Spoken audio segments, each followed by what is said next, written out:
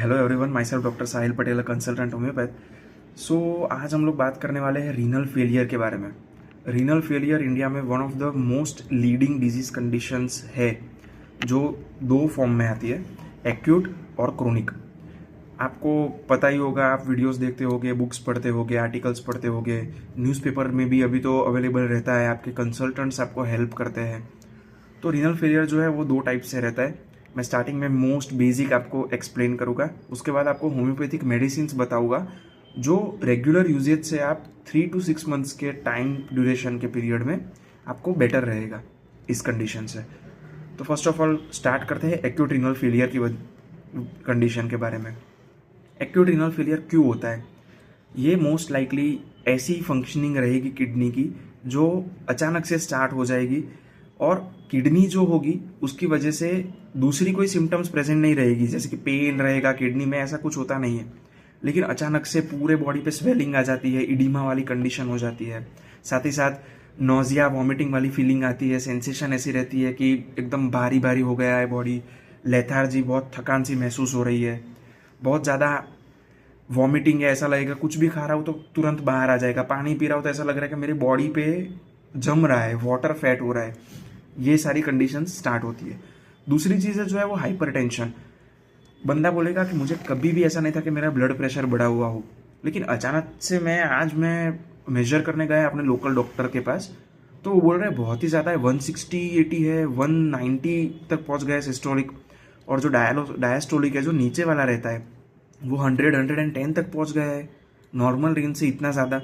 ये सारी कंडीशंस में रहता है। दूसरी कंडीशन रहेगी तो क्या रहेगा, नोजिया वॉमिटिंग के साथ साथ रहेगा कि भूख ही नहीं लग रही है। और नेक्स्ट जो है वो है एक्यूट रिटेंशन ऑफ यूरिन। हो सकता है कि यूरिन बिल्कुल पास ही ना हो या फिर अटक ही गया हो। ये सारी कंडीशंस एक्यूट रीनल फेलियर के one of the symptoms present रहते हैं।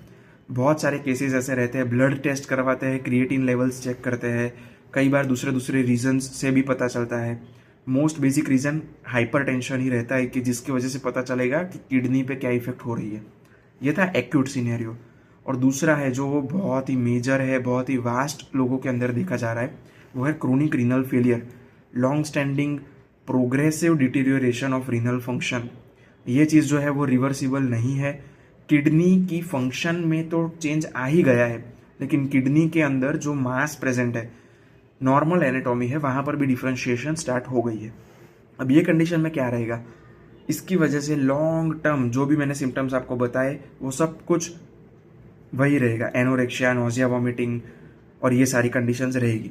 लेकिन अब पेशेंट सीवियरली बहुत टाइम से बॉडी के अंदर जो है क्रिएटिन लेवल्स बढ़ रहे हैं ब्लड टेस्ट कराने की वजह से, उससे ये डायग्नोज होता है। दूसरी एक तरीका है जो है वो यूरिन टेस्ट करवाते हैं, तो उसमें पता चलता है कि प्रोटीन लॉस हो रहा है आरबीसीज के अंदर, तो ये सारी चीज़ों से पता चलता है। और दूसरी चीज़ क्या है कि लॉन्ग टर्म आपके बॉडी के अंदर पानी जो है वो रिटेन रह रहा है, इडिमा, सूजन रहती है, उसकी वजह से क्या होगा, स्किन लाइक कंडीशन, स्किन पे क्या होगा, प्रूराइटस वाली कंडीशन और वो सब डेवलप रहेगी।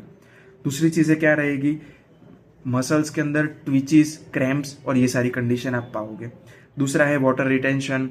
अचानक से बॉडी फैट, आपको ऐसा फील होगा कि मेरा जो बॉडी है वो एकदम वाटर ग्रो कर रहा है, एकदम से ऐसे बढ़ रहा है, अपना मसल मास बढ़ रहा है। कुछ लोगों को ऐसा लगता है कि ओह मैं बहुत खा रहा हूँ इसलिए हो रहा है, लेकिन ये वो रीज़न नहीं है, ये वाटर फैट भी हो सकता है। दूसरा है माल न्यूट्रिशन, गैस्ट्रिक जो इंटेस्टिनल सिस्टम है वहाँ पर अल्सरेशंस, पेरिफेरल न्यूरोपैथी, तो ये सारी बात की चीज़ है, सीकेडी के पेशेंट्स के अंदर हम देखते हैं।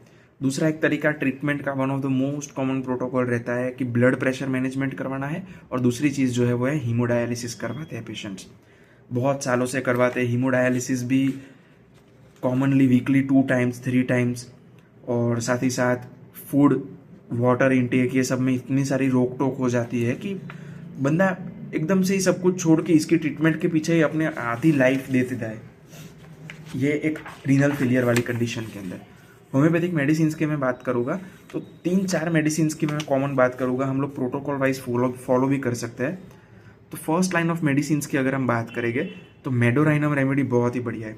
मेडोराइनम एक नोसोड है होम्योपैथिक, आप पढ़ोगे या फिर आप अपने लोकल होम्योपैथिक डॉक्टर के पास भी जाओगे तो वो बताएगा कि ऐसी कंडीशंस क्रिएट करता है ये रेमेडी कि जो बहुत लॉन्ग टर्म के लिए ऐसी कंडीशन बॉडी के अंदर वाटर रिटेंशन होने लगता है, एकदम लेथार्जी वाली कंडीशन आ जाती है, टिपिकल साइकोटिक मैनिफेस्टेशन स्टार्ट हो जाता है, ऐसी डिजीज कंडीशन जो जाएगी ही नहीं। ऐसा कुछ डेवलप हो गया है अपनी किडनीज के अंदर कि जो कभी रिवर्सिबल पैथोलॉजी पे आएगा ही नहीं। वहाँ पर हम मेडोरिनम यूज़ कर सकते हैं। दूसरी रेमेडी है लाइकोपोडियम क्लेवेटम। लाइकोपोडियम क्लेवेटम बहुत ही बढ़िया रेमेडी है। इस मॉडर्न लाइफस्टाइल की रेमेडी है ये, कि जहाँ पर वर्क स्ट्रेस, लाइफ स्ट्रेस और जो डिप्लोमेसी अभी जो डेवलप हो रही है कि बंदा जो है ट्रू टू द नेचर नहीं रह सकता है, डिप्लोमेटिक बीइंग्स हो गए हैं, वो सारी कंडीशंस में लाइकोपोडियम वर्क करती है। लाइकोपोडियम का वर्क लीवर पे भी बहुत अच्छा है, किडनीज पे भी बहुत अच्छा है और कॉर्टिको मेडुलरी सिस्टम पे भी बहुत बढ़िया है। नेक्स्ट रेमेडी है कैंथारिस। कैंथारिस जो रेमेडी है वो स्पेशली यूरिन पे बहुत ज़्यादा वर्क करती है, यूटीआई वाली कंडीशंस में वर्क करती है। बट देन ऑल्सो यूरिन पे वर्क करने वाली ये रेमेडी जो है वो ग्लोमेरुलर फिल्ट्रेशन रेट जो किडनीज में रहता है उसे मेंटेन करने में हेल्प करती है, तो वहाँ पर भी ये वर्क करेगी। एक्यूट रिटेंशन ऑफ यूरिन, मतलब कि आपका यूरिन बिल्कुल पास ही नहीं हुआ है। बच्चों के अंदर भी हो जाता है ऐसा अचानक से। बेबी अगर घबरा गया है 1-2 साल का तो फिर उसको क्या रहेगा, बिल्कुल यूरिन ही पास नहीं हुआ है, तो आप तुरंत हॉस्पिटल लेके जाओगे, ब्लड का टेस्ट करवाएंगे तो बोले कि क्रिएटिन लेवल बढ़ गया है, किडनी पे इंजरी हो गई है। कई बार क्या होता है कि बच्चा 6 मंथ्स का होता है लेकिन ब्रेस्ट फीडिंग की वजह से, ब्रेस्ट फीडिंग तो करवा दी लेकिन किसी ने शायद 1 चम्मच जितना वाटर भी वो बेबी को फीड कर दिया है, तो हो सकता है उसकी वजह से भी किडनी इंजरी हो, क्योंकि किडनीज जो है उसका वर्क स्टार्ट हुआ ही नहीं है उतने लेवल पे। और एडल्ट्स में तो हमें पता ही है। दूसरी रेमेडी है एकोनाइटम नेपेलस। एकोनाइटम नेपेलस इसलिए ये एक्यूट रेमेडी है, बट देन ऑल्सो इसका एक्शन जो है वो ब्लड प्रेशर पे बहुत अच्छा है।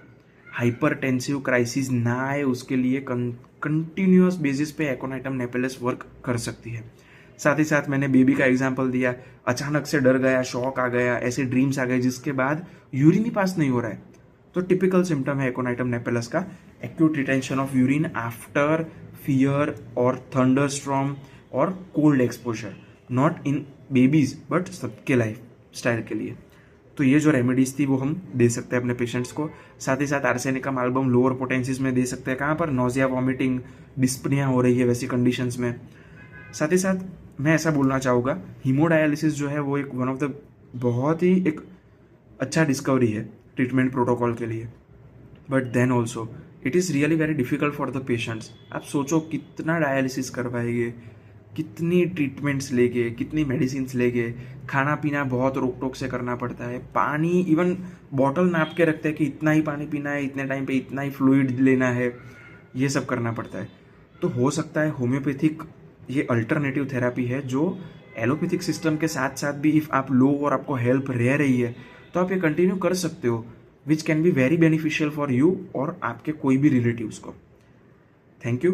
तो ये मैंने आज वीडियो बनाई थी रीनल फेलियर के बेस पे। मैंने बहुत मेडिकल टर्म्स यूज़ नहीं किए हैं, लोकल लेमन लैंग्वेजेस यूज़ की है क्योंकि आप इजीली समझ सके और अपने फ्रेंड्स और कलीग्स के साथ शेयर कर सकें। तो आप कमेंट सेक्शन में ज़रूर जनाइए कि आप कौन सी कंडीशंस के बारे में और दूसरी होम्योपैथिक रेमेडीज डिस्कस करना चाहते हैं और ऐसी कौन सी कंडीशंस है। मैं खुद भी ऐसे कंडीशंस पे वीडियोस बनाने वाला हूँ जिस पे इंडियन पॉपुलेशन बहुत ही ज़्यादा परेशान हो रही है और जहाँ पर एक सिस्टम ऑफ मेडिसिन का वर्क बहुत बढ़िया है, लेकिन उसके साथ साथ होम्योपैथिक अपनी जो अल्टरनेटिव थेरेपी है वो हम भी प्रैक्टिस कर सकते हैं और पेशेंट्स को अच्छा ट्रीटमेंट प्रोवाइड कर सकते हैं। धन्यवाद।